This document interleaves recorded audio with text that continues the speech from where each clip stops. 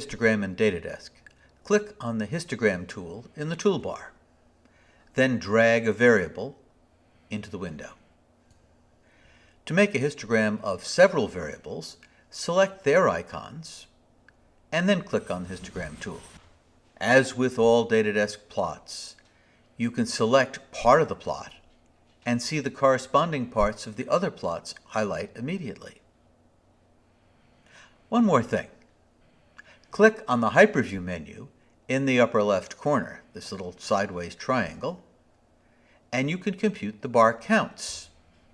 This will give you 3 variables, one telling you the bar limits, one telling you the count within each bar, and one giving you the cumulative count from left to right.